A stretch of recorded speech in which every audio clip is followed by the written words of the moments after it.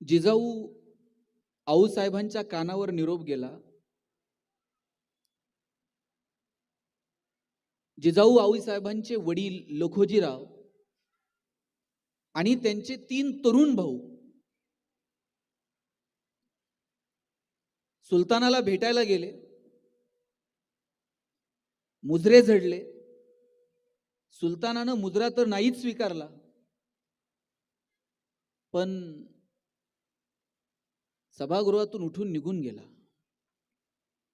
आणि ठरल्याप्रमाणे लपून बसलेले मारेकरी बाहेर आले आणि कपटानं लखोजीराव जाधव आणि त्यांच्या 3 मुलांवरती सपासप वार झाले. आणि एकाच दिवशी जिजाऊ साहेबांचे वडील आणि त्यांचे 3 भाऊ मारले गेले.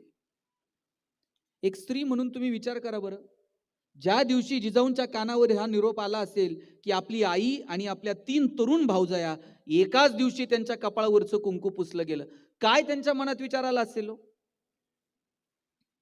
एखाद्या आईनं आपल्या लेकराला सांगितलं असतं, शिवबा या सुलतानांच्या यांच्या नादी लागू नको, क्रूर आहेत ही लोक, यांच्याबरोबर जुळून घेऊ, समझोत्यानं थोडीशी जहागिरी वाढून घेऊ आणि पुढचं आयुष्य शांततेनं जगू.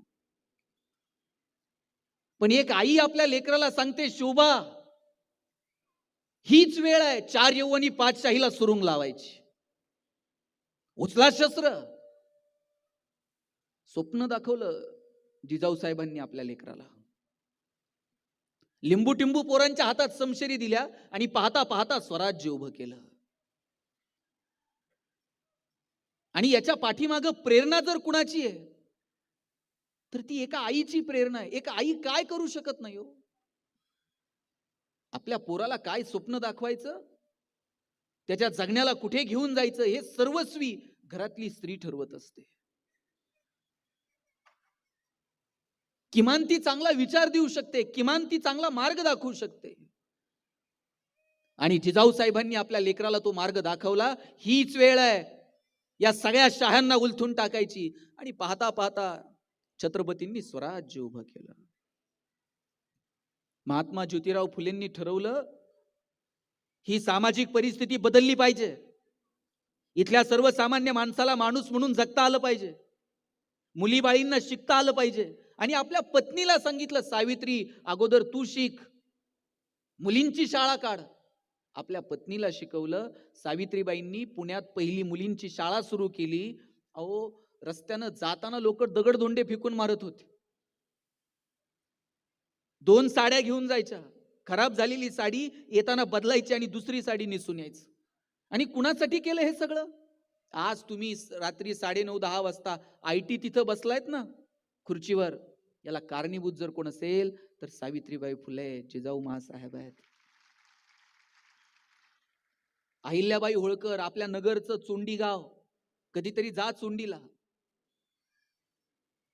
किती संकट आली अहिल्याबाईंच्या आयुष्यामध्ये.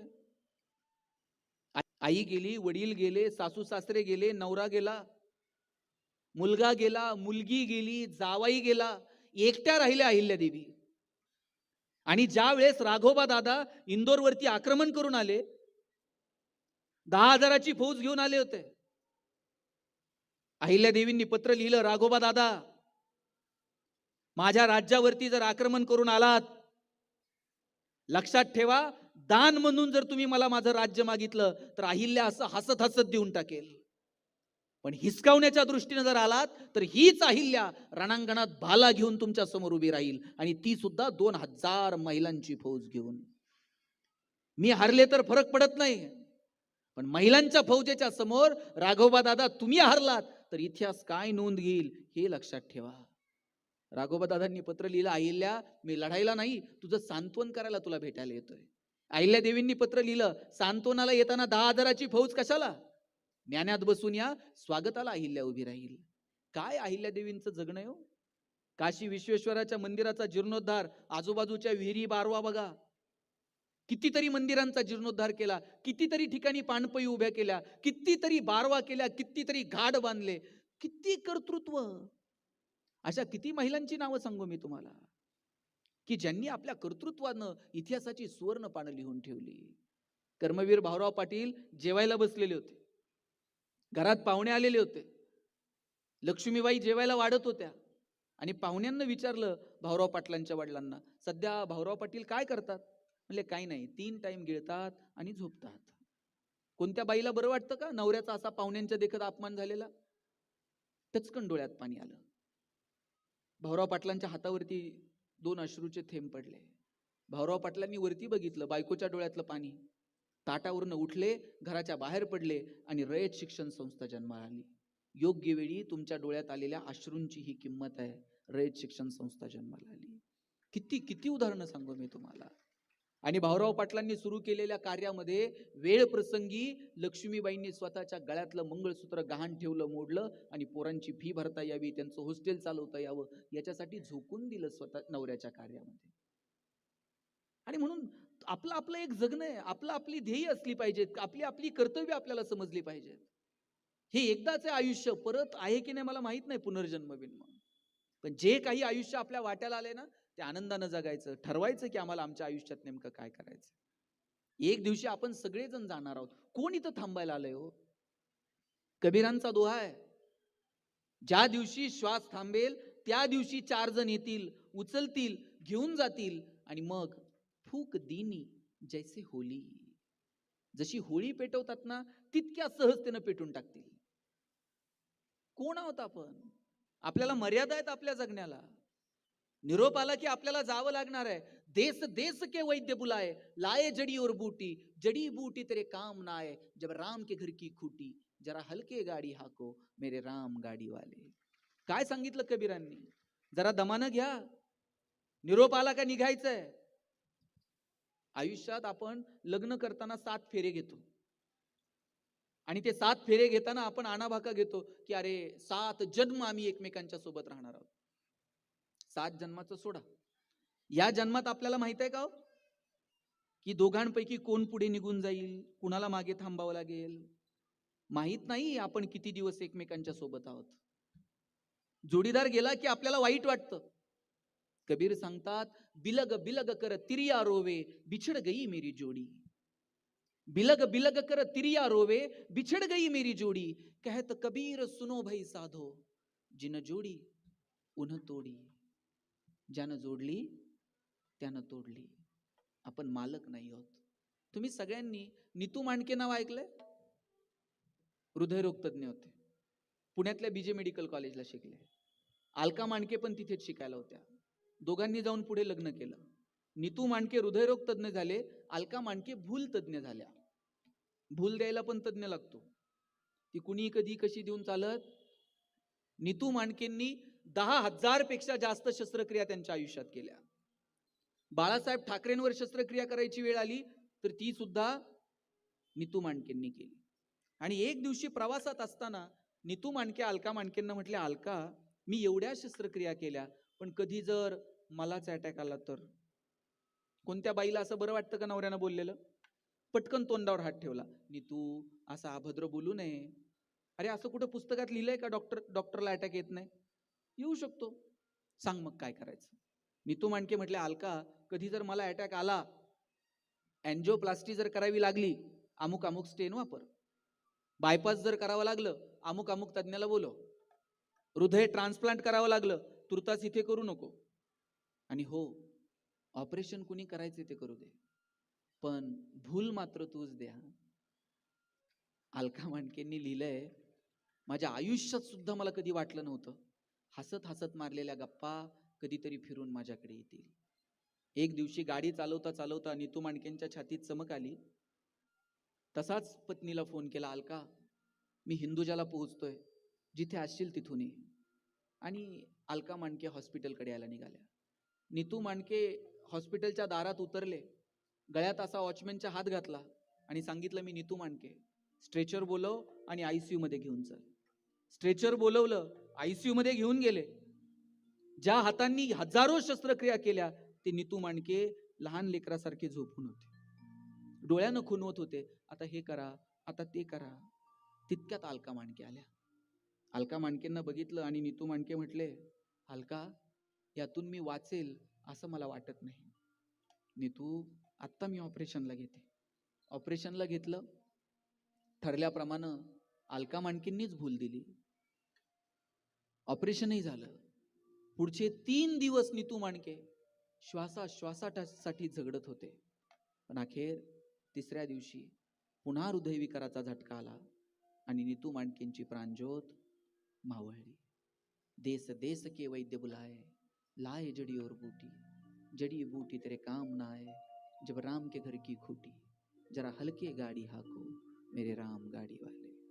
आपण सगळेजण एक दिवशी थांबणार आहोत. जे क्षण वाट्याला येतील ते आनंदाने जगा. महिला दिनाच्या शुभेच्छा देत असताना माझी सगळ्या पुरुषांना विनंती आहे, महिलांच्या कष्टाला प्रतिष्ठा द्या आणि त्यांचा सन्मान करा. पोरांनो, तुम्ही असं चौकात उभे आहेत आणि गावातल्या, गल्लीतल्या, शाळेतल्या, कॉलेजमधल्या 2 पोरी तिथून चाललेल्या आहेत.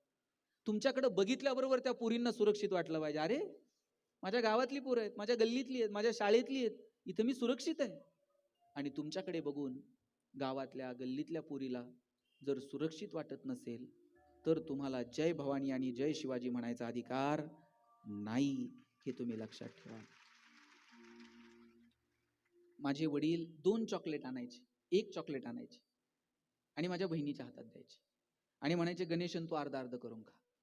ताई चॉकलेटचे 2 भाग करायचे, एक मोठा आणि एक छोटा. ताई चॉकलेटचा छोटा भाग स्वतःला ठेवायचे आणि मोठा भाग मला द्यायचे. चॉकलेट छोटं होतं पण आभाळ्या एवढा संस्कार करून गेलं. मोठ्या लोकांनी मोठ्या गोष्टी मोठ्या मनानं छोट्या लोकांना द्यायच्या असतात आणि जगात हे फक्त बहीण करू शकते. म्हणून बहिणीचा सन्मान करा, आपल्याही आणि इतरांच्याही. आपण आपल्या बहिणीचा जितका सन्मान करतो तितका सन्मान जर इतरांच्या बहिणीचा केला तर कोणत्या बहिणीसाठी मोर्चे काढावे लागणार नाहीत, कॅन्डल मार्च काढावे लागणार नाहीत. ज्ञानोबरायांची बहीण आहे मुक्ताई, तिनं ज्ञानोबरायांना जगण्याचा अर्थ सांगितला. ताटी लावून बसलेल्या ज्ञानोबरायांना आवाज दिला, ताटी उघडा ज्ञानेश्वरा. ज्ञानोबांनी ताटी उघडली आणि ज्ञानेश्वरी सारखा महान ग्रंथ समोर आला. आणि म्हणून समाजासाठी, देशासाठी, कुटुंबासाठी, आजूबाजूच्या माणसांसाठी झटणाऱ्या, झगडणारी ही प्रत्येक स्त्री म्हणजे आमच्यासाठी साक्षात आदिशक्ती आहे. त्या आदिशक्तीचा आपण सन्मान केला पाहिजे, त्या आदिशक्तीचं आपण स्वागत केलं पाहिजे. तुमच्या प्रत्येकीमध्ये एक प्रचंड ताकद आहे. बघा, सगळी महत्वाची खाती तुमच्याकडे होती. Education ministry Saraswati, finance ministry Lakshmi, defence ministry Durga. तुमच्याकडे खूप ताकद आहे, फक्त त्या ताकदीची जाणीव मात्र तुम्हाला व्हायला हवी. तुमच्या मुलींना शिकवा. माझी सगळ्या महिलांना विनंती आहे, तुमच्या मुलींना शिकवा, त्यांना त्यांच्या पायावर उभं करा. ज्या ज्या महिला नोकरीला आहेत त्यांना विचारा बरं, महिन्याला जेव्हा त्यांच्या मोबाईलवर मेसेज येतो ना, क्रेडिटेड, काय आनंद असतो, कॉन्फिडन्स असतो एक जगण्यात. याचा अर्थ गृहिणी असणं कमीपणाचं आहे मला म्हणायचं नाही, पण मुलींनी पायावरती उभं राहिलं पाहिजे. आणि आज मुलींना शिकवा. काय अहो, प्रत्येक गावात आज मुलीच्या आई वडिलाला टेन्शन नाही तेवढं मुलाच्या आई वडिलाला टेन्शन आहे. प्रत्येक गावात 30 ते 35 वयोगटातली किमान 5-50 पोरं बिन लग्नाची आहेत. आमच्याकडे तर एकाचं लग्न जमेना, त्याच्या मित्रानं त्याला सांगितलं, म्हणला मुलीकडचे बघायला आले ना, पगार जरा वाढवून सांगायचं. त्या मुलीच्या वडिलांनी विचारलं किती पगार, यांना अंदाज घेऊन सांगायचं. हे म्हणताय 1.5 लाख. मुलीचे वडील म्हणले तुझ्याकडे बळगून तर वाटत नाही 1.5 लाख असेल. हे म्हणताय तसा फिक्स 1.5 लाख आहे, पण कटिंग करून 8,000 हातात येतो म्हटलं. आपण किती दिवस फसवणार आहोत. मुलींमध्ये ताकद आहे, त्यांना ताकद द्या.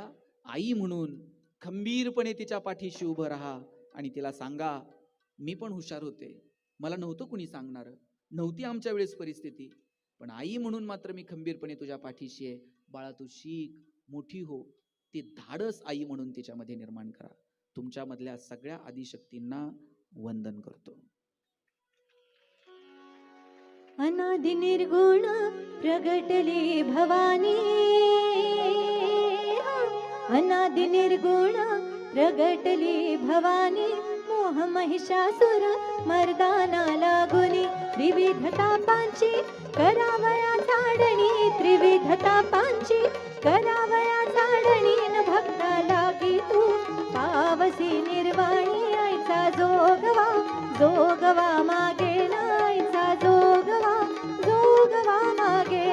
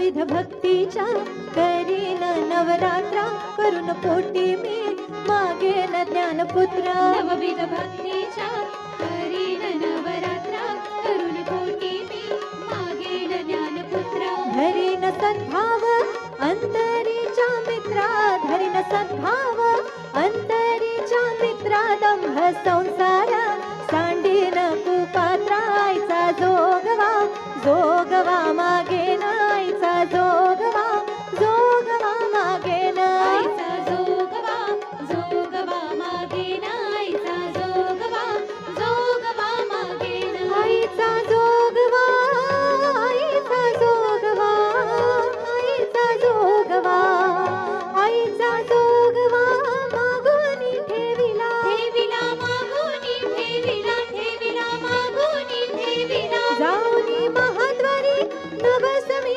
फेडिला फेडिला नवस मी फेडिला फेडिला नवस मी फेडिला एका जनार्दनी एकपणे देखिला न जन्म मरणाचा हेरा मी चुकविला नाहीचा जोगवा जोगवा मागेन आईचा जोगवा जोगवा मागेन आईचा जोगवा जोगवा मागेन आईचा जोगवा जोगवा मागेन आईचा जोगवा जोगवा मागेन आईचा जोगवा जोगवा मागेन आईचा जोगवा जोगवा मागेन आईचा जोगवा जोगवा मागेन आईचा जोगवा जोगवा मागेन आईचा जोगवा जोगवा मागेन आईचा जोगवा जोगवा मागेन मी असंच एक दिवशी वडिलांना म्हटलं होतं, मी आता इथून पुढं भाषण बिषण करणार नाही. वडील म्हटले, काय झालं बाबा, का भाषण करणार नाही? मी म्हटलं, समाज जर सुधारणार नसेल तर आपण का बोलायचं? वडील मला म्हटले, ते समाज सुधारायचा तेव्हा सुधरेल. बोलून बोलून तू एकटा जरी सुधारला ना तरी आमच्या दृष्टीने ते फार मोठं काम होईल. हे समाज सुधारायचा तेव्हा सुधरेल, पण परिवर्तनाची सुरुवात आपली आपल्यापासून होईल का? मला वाटतं याच्यासाठी प्रयत्न व्हायला हवेत. आणि वृक्षदायी संस्थेने जे काम सुरू केलंय ना, हे फक्त बोलण्यापुरतं मर्यादित नाहीये. मी या अनेक उपक्रमात स्वतः सहभागी आहे. अनेक वेळा मी वृक्षदायी संस्थेच्या कार्यक्रमांमध्ये सहभागी झालो. ही माणसं ज्या पोट तिडकीनं वृक्षांवरती काम करतायत त्याचा हेवा वाटावा असं हे सगळं काम आहे. आणि महाराष्ट्राला संतांची परंपरा आहे. या संत परंपरेनं आपल्याला निसर्गाचं महत्व सांगितलं. या संत परंपरेनं आपल्याला निसर्गाशी जुळून घ्यायला सांगितलं. संतांची अनेक प्रमाण आहेत, अनेक वचनं आहेत की जी वारंवार आपल्याला सांगत होती की इतर जे प्राणी पक्षी आहेत, इतर जे पशु पक्षी आहेत, त्याचप्रमाणे माणूस सुद्धा या निसर्गाचा एक छोटासा घटक आहे. आणि आपण आपल्या पातळीवरती, आपण आपल्या पात्रतेनं आपण तितक्याच जमिनीवरती राहावं ज्या पद्धतीनं इतर प्राणी पक्षी आहेत. माणसानं त्याच्या बुद्धीच्या जोरावर अफाट अशी प्रगती केली आहे. किती प्रचंड प्रगती केली तुम्ही विचार करा बरं. इतर प्राणी पक्ष्यांच्या तुलनेमध्ये माणूस आज कुठच्या कुठे निघून गेला. प्रचंड प्रगती. माणसाचं जगणं सोपं झालं, सुलभ झालं. पण स्वतः थोडंसं अंतर्मनात डोकावून एक प्रश्न स्वतःला विचारायला हवा. या भौतिक प्रगतीच्या जोरावरती आमचं जगणं सोपं झालं, सुलभ झालं, पण खरंच ते सुखी झालं का? आणि मग सुखी जर करायचं असेल तर अशी सुखाची कोणती व्याख्या, कोणती परिभाषा आहे की ज्या मार्गावर गेल्यानंतर आम्हाला आत्मशांती मिळेल, आत्मबोध होईल? हे प्रश्न जर आपण स्वतःला विचारत गेलो तर आपल्याला एक गोष्टीची जाणीव होईल की हे सुख निसर्गाशी जुळून घेण्यात आहे. हे सुख निसर्गाच्या सानिध्यात आहे. आज मी जेव्हा इकडे येत होतो ना, मला सारखा तो विषय माझ्या डोक्यामध्ये घोळत होता आणि माझ्या मनात एक विचार आला, झाडांना जर बोलता येत असतं तर? झाडांनी असा मोर्चा काढला असता नगरपंचायतीवर, त्यांनी असा आक्रोश केला असता की माणसाला जगणं मुश्किल होऊन गेलं असतं. तुम्हाला मी एक साधं कल्पना करा. मी परवा जावेद अख्तर, तुम्ही अनेक गीतं ऐकली असतील, अनेक चित्रपट तुम्ही जावेद अख्तर यांनी लिहिलेले पाहिले असतील. म्हणजे देखा एक ख्वाब तो ये सिलसिले हुए, हे गाणं जावेद अख्तर साहेबांनी लिहिलं. जावेद अख्तर साहेबांची मी एक मुलाखत ऐकत होतो आणि त्यांनी एक थॉट दिला. ते म्हटले, हिंसा हा शब्द जेव्हा तुमच्या डोळ्यासमोर येतो त्यावेळेस काय चित्र डोळ्यासमोर उभं राहतं? आपल्याला वारंवार सांगितलं जातं हिंसा थांबवली पाहिजे, हिंसा नको. त्यावेळेस प्राण्यांची कत्तल, प्राण्यांचा आक्रोश, त्यांचं विवळणं, त्यांचं रडणं, त्यांचं किंचाळणं, हे सगळं आपल्या डोळ्यासमोर येतं आणि आपसूक मनातून भाव येतो की हिंसा नको. एकीकडे प्राण्यांचं किंचाळणं, विवळणं ऐकू येतं आणि म्हणून मनातून हुंदका येतो की नको हिंसा. पण एखादा माणूस असा मस्त नदीच्या काठावरती बसलेला आहे, पायावर पाय टाकून हॅट वगैरे घातलेली आहे, हातात एक गळ आहे, त्या गळाला टोकाला असा शेंगदाणा किंवा एखादा खाद्यपदार्थ लावलेला आहे आणि तो असा शांततेत मासे पकडत बसलेला आहे. ते पाहिल्यानंतर काय भाव येतो मनात? अरे काय पीसफुल माणूस आहे, काय शांततेत बसलाय, मस्त गाणे ऐकतोय, गळ लावलेला आहे. आणि त्या गळाला जेव्हा तो मासा अडकतो, तो वरती येतो, पाण्याचा आणि त्याचा संबंध तुटतो, तो तडफडतो, तरी सुद्धा ती आपल्याला हिंसा वाटत नाही. का? कारण त्या माशाला आवाज नाहीये साहेब. त्याला जर आवाज असता तर कदाचित त्याचं रडणं, विवळणं, तो हुंदका सुद्धा आपल्याला ऐकू आला असता. अगदी तसं झाडांना आवाज नाहीये, ते त्यांचं दुःख मांडू शकत नाही. दुर्दैव तिथे आपल्याला आवाज आहे, आपण बोलू शकतो, भांडू शकतो. झाडांना आवाज नाही, ते त्यांचं म्हणणं मांडू शकत नाहीत ठामपणे. आणि म्हणून ती झाडांची सळसळ, त्यांचं बोलणं, त्यांचं आपल्यासोबत एकरूप होणं, अरे तुकोबारायांना सांगावं लागलं, वृक्षवल्ली आम्हा सोयरे वनचरे. आमचे सगळे सोयरे जर कोण असतील ना, हे पानं, फुलं, झाडं, वेली, हे आमचे सगळे सोयरे आहेत. संतांमध्ये आणि आपल्यात काय फरक आहे माहित आहे? आपल्याला त्यांचं सानिध्य समजत नाही, आपल्याला त्यांचं आपल्या दारात असणं समजत नाही, आपल्याला त्यांचं आपल्या सोबत असणं उमगत नाही. संतांना ते उमगलं. त्या पाना, फुला, पक्ष्यांमध्ये सुद्धा परमात्मा आहे याची जाणीव झाली आणि म्हणून संतांनी निसर्गासोबत जुळून घेतलं. तुम्ही पुराणातल्या खाणाखुणा बघा. संतांनी ज्या खाणाखुणा तुमच्या माझ्यासोबत ठेवल्या ना, त्या सुद्धा निसर्गाशी जुळून घेणाऱ्या आहेत. कृष्णानं उभी केलेली द्वारका डोळ्या देखत कृष्णाला बुडताना बघावी लागली. कृष्णानं उभी केलेली द्वारका आज अस्तित्वात नाहीये, पण यमुना म्हटल्याबरोबर डोळ्यासमोर कोण येतं? कृष्ण. शरयू म्हटल्याबरोबर डोळ्यासमोर कोण येतं? राम. इंद्रायणी म्हटल्याबरोबर डोळ्यासमोर कोण येतं? आम्ही वैकुंठवासी आलो याच कारणासी, बोलले जे ऋषी साच भावे वर्तावया. आम्ही फक्त गप्पा मारायला जन्माला आलेलो नाही, साधू संतांनी जे सांगितलं ते आमच्या वर्तनात असू शकतं हे दाखवून ज्यांनी दिलं ते तुकोबाराय डोळ्यासमोर येतात. ज्याला ज्याला जे जे हवंय ते मिळू दे, हे मागणं ज्यांनी भगवंतासमोर मांडलं ते ज्ञानोबाराय तुमच्या माझ्या समोर येतात. सुवर्ण पिंपळ म्हटलं तरी ज्ञानोबा समोर येतात आणि सळसळणारं इंदुणीचं झाड म्हटलं तरी सुद्धा तुकोबाराय तुमच्या माझ्या डोळ्यासमोर येतात. परवा आम्ही मोरे महाराज आम्ही गप्पा मारत होतो आणि मी म्हटलं झाडांच्या किती सुंदर गोष्टी आहेत. गौतम बुद्धांना बोधी वृक्षाच्या खाली आत्मबोध झाला. त्या झाडाची एक एक स्वतंत्र गोष्ट आहे. इथं आलेल्या माणसांना काय करायचं माहितीये का? आपल्याला आपल्या गोष्टी बदलायच्यात, आपल्याला आपल्या गप्पांचे विषय बदलायचेत. आपल्या गप्पांचे विषय काय? इकडं हा पूल झाला, इकडं अमुक झालं, तिकडं तमुक झालं. भौतिक प्रगतीवरती चर्चा आपण करतोच आणि करावी, त्यात काही वेगळेपण नाही. पण आता काही दिवस आपण आपल्या गप्पांचे विषय बदलून बघू. काल टीव्हीला बातमी होती, चंद्रपूरमध्ये मागच्या 3 वर्षांमध्ये 2 ते 3% वनीकरण हे कमी झालं आहे. एकट्या चंद्रपुरात. हे बघा, निसर्गामध्ये वनवा लागणार आहे, नैसर्गिक असेल किंवा मानव निर्मित असेल. झाडं जळतील, तुटतील, निसर्गामध्ये बदल घडतील. पण जगातला सगळ्यात बुद्धिमान प्राणी जर आपण असू, कोण आहे जगातला सगळ्यात बुद्धिमान प्राणी? कोण आहे? कोण आहे? तुम्हाला शंका आहे का? बुद्धिमान प्राणी माणूस. आणि हे कुणी जाहीर केलंय? इतका तर माणूस हुशार आहे, त्याचं त्यानंच जाहीर करून टाकलंय. जगात आपण सगळ्यात बुद्धिमान आहोत. आणि मग आता ही बुद्धिमत्ता जर सिद्ध करायची असेल तर निसर्गाच्या प्रती आपण सेल्फ मोटिवेटेड असलं पाहिजे. पैसे कमवा, 4 रुपये आपल्या गाठीशी असले पाहिजे. आर्थिक प्रगतीसाठी आपल्याला कोणी मोटिवेट करावं लागतं का? इथं गुंतवा, तिथं व्याजदर जास्त आहे, इथं अमुक आहे.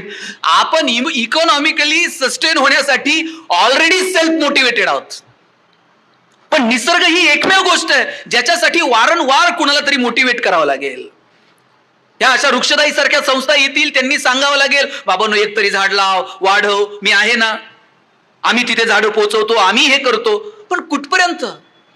याच एका गोष्टीसाठी आम्हाला मोटिवेट का करावं लागतं? बरं, हे आज नाही, शेकडो वर्षांपासून साधू संतांनी सांगितलंय, नगरेची रचावी, जलाशय निर्मावी. अहो, ज्ञानोबरायांनी सांगितलं, नगरांची निर्मिती करा, जलाशयांची निर्मिती करा, महावन लावा. शेकडो वर्षापूर्वी जे सांगितलं ते अजूनही आम्हाला समजलेलं नाही. आणि म्हणून आज 31 डिसेंबरला नवीन वर्षाच्या स्वागताला आपण सेल्फ मोटिवेट होऊ की नाही, एखादं तरी झाड लावू. आणि नुसतं लावू नये, आता आहे ना साहेब, वृक्षरोपण या शब्दाच्या थोडंसं पुढे गेलं पाहिजे आणि वृक्ष संवर्धन याच्यावर काम केलं पाहिजे. वृक्षरोपण आम्हाला नवीन नाहीये, आम्ही जसं कळतंय तसं बघतोय वृक्षारोपण. आणि आतापर्यंत तर एवढी झाडं लावली असतील ना कागदावर, आता महाराष्ट्रात पृष्ठभाग सुद्धा शिल्लक नसेल, एवढी झाडं ऑलरेडी लावून झालीत. पण वृक्षरोपण याच्या पलीकडे जाऊन वृक्ष संवर्धन याच्यावरती आम्ही काम करणार आहोत की नाही? वाढदिवसाला झाड लावायचं, दुसऱ्या दिवशी पेपरला फोटो, तिसऱ्या दिवशी पेपर गायब, चौथ्या दिवशी झाड गायब. पुढच्या वाढदिवसाला खड्डा तोच असतोय, झाड फक्त नवीन असते. अरे, आम्ही कुणाला फसवतोय? वाढदिवसाला सकाळी कार्यकर्त्यांनी झाडं लावायची, दुपारी बकऱ्यांनी झाडं खायची आणि संध्याकाळी कार्यकर्त्यांनी बकऱ्या. फिट्टम फाट. आम्ही कुणाला फसवायला निघालेलो आहोत?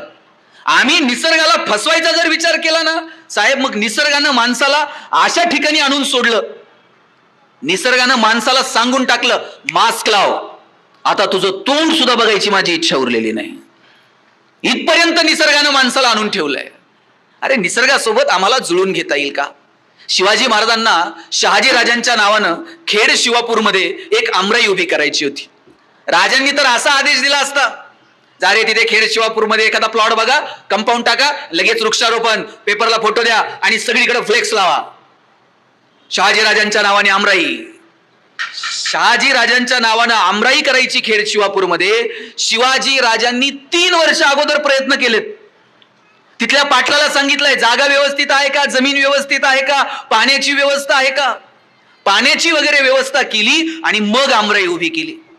जुनी माणसं साहेब, मी पार 16व्या शतकात जात नाही, तुमच्या माझ्या आज्या पंजाकडे बघा, गावागावामध्ये ज्या आमराई उभ्या राहिल्या त्या पूर्वजांच्या नावानं उभ्या राहिल्या. हे आमच्या आज्याच्या नावानं, हे आमच्या पंजाच्या नावानं, आजी आजोबाच्या नावानं लोक आमराई करत होती. आता आम्ही झाडं लावतो, पण ती केवळ आणि केवळ कुणाला तरी दाखवण्यासाठी. निसर्गामध्ये माणसानं हस्तक्षेप जर वेळीच थांबवला नाही तर येणारा काळ आपण असा कोणताच 31 डिसेंबर असा उघड्यावरती साजरा करू शकणार नाही. आज दिल्लीची अवस्था काय?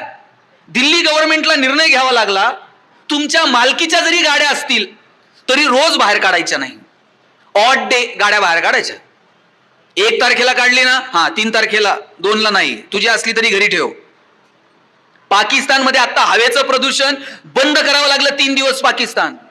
पाकिस्तान कशाला? काल आता मॅडमनं मुंबईचा 2 दिवस झाले बातम्या चालल्यात, काय अवस्था आहे मुंबईच्या हवेची. आणि तीच परिस्थिती उद्या पुण्यात, देहू, आळंदी आणि खेड्यापाड्यात जायला वेळ लागणार नाहीये. आज जशी आपण पाण्याची बाटली घेऊन येतो ना आपल्या कार्यक्रमाला, तसं एक दिवस असा येईल आपल्याला बाहेर पडायचं म्हटलं, आपला ऑक्सिजनचा सिलेंडर खांद्यावर टाकून निघावं लागेल.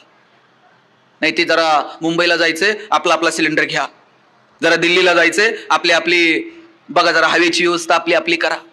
मग कोणत्या प्रगतीच्या गप्पा मारतोय आम्ही? संत परंपरा जो कालावधी आहे तिथे पर्यावरणाच्या महत्वाच्या समस्या नव्हत्या, पण संतांना दृष्टी होती पुढच्या शेकडो वर्षांची, पुढच्या कितीतरी शतकांची भाषा संत बोलले. तुकोबारायांच्या काळात वृक्षारोपण करा अशी सांगायची गरज नव्हती. त्यावेळेसच्या समस्या कोणत्या होत्या? रोगराई पसरत होती, अचानक दुष्काळ पडत होता. पण तरी सुद्धा येणाऱ्या काळामध्ये येणाऱ्या पिढ्यांना याविषयी बोलावं लागेल. कितीतरी शतकांची भाषा संत बोलले. अहो, भगवान श्रीकृष्णानं इंद्राची पूजा काय करता, गोवर्धनाची पूजा करा असं सांगितलं. मला तर भगवान श्रीकृष्णाचं फार कौतुक वाटतं आणि विशेष वाटतं. हजारो वर्षापूर्वींचा काळ, पण तिथे ते सांगतात अरे इंद्र पाऊस पाडतो, तुम्ही इंद्राची पूजा करता, बरं ठीक आहे इंद्राची काय पूजा करायची ते करा, हा गोवर्धन तुम्हाला पाऊस देतोय, या गोवर्धनाची पूजा करा. कालिया मर्दन नावाचा एक चॅप्टर आहे, आपण नेहमी भागवतामध्ये ऐकतो. ते यमुनेमध्ये कालिया नावाचा मोठा साप, कालिया हा एक निमित्त आहे. आता पण अनेक कालिया आहेत, नदी नालीत घाण सोडणारे अनेक कंपन्या आहेत की आपलं पाणी थेट नदीमध्ये, कोणताच विचार नाही. अहो मी बघतो इकडं मोठमोठ्या कंपन्यांमध्ये MIDC मध्ये दोघं नवरा बायको कामाला जातात, पूजेचं निर्माल्य बिमाल्य प्लॅस्टिकच्या पिशवीत बांधून गाठणी बिटणी मारून इंद्रायणीत फेकतात. आमच्या घराच्या समोर एक पालिकेची मोठी कचरा कुंडी आहे, सगळा वेळेवर खेळ आहे, पटकन ऑफिसला पोहोचायचं असतं, थांबून सुद्धा कचरा कुंडीत पिशवी फेकत नाही. बायकांना असा नेम आहे, नेम धरून मला असं वाटतं त्यांनी IT असण्यापेक्षा ऑलिम्पिकला जायला हवं, असला नेम आहे. आम्ही कुठे घेऊन चाललोय? हजारो वर्षापूर्वी भगवान श्रीकृष्ण सांगतात की तुम्ही गोवर्धनाची पूजा करा. अरे आपण त्या गवळणी बिवळीनी गात राहिलो, नाचत राहिलो, त्यानं मटकं फोडलं, लोणी चोरलं. काय भगवान श्रीकृष्णाला लोणी बिणी चोरायची गरज होती?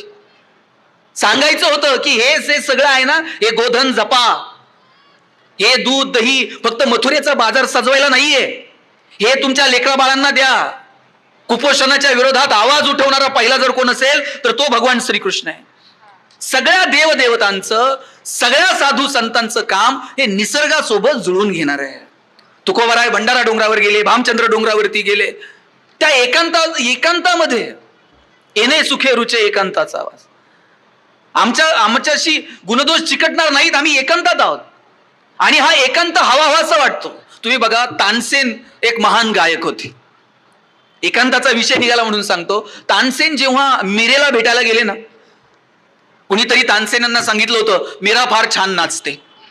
भेटायला गेले मीरेला, मीरेचं नाचणं बघितलं आणि म्हटले काय नाचतेस तू?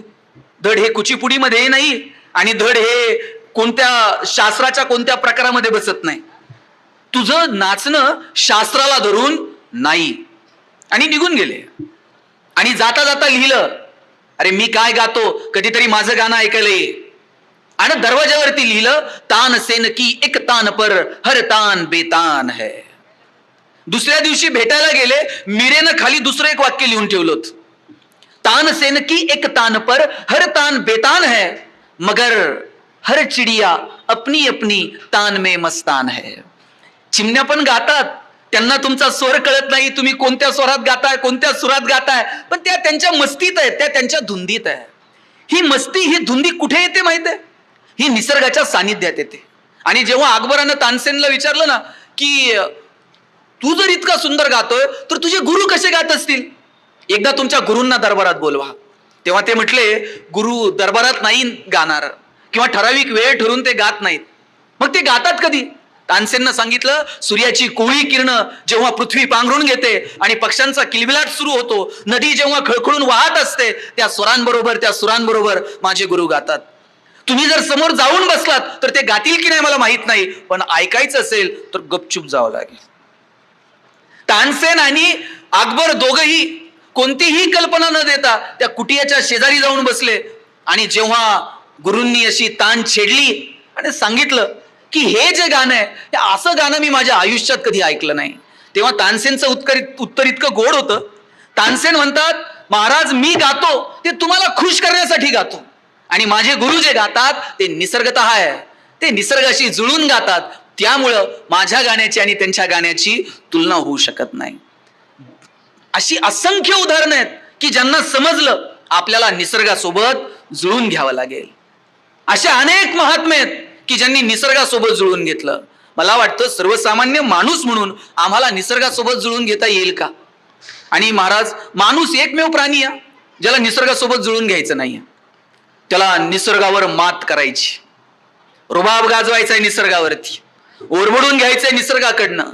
माणूस एकमेव प्राणी आहे जो निसर्गासोबत जुळून घ्यायला तयार नाही.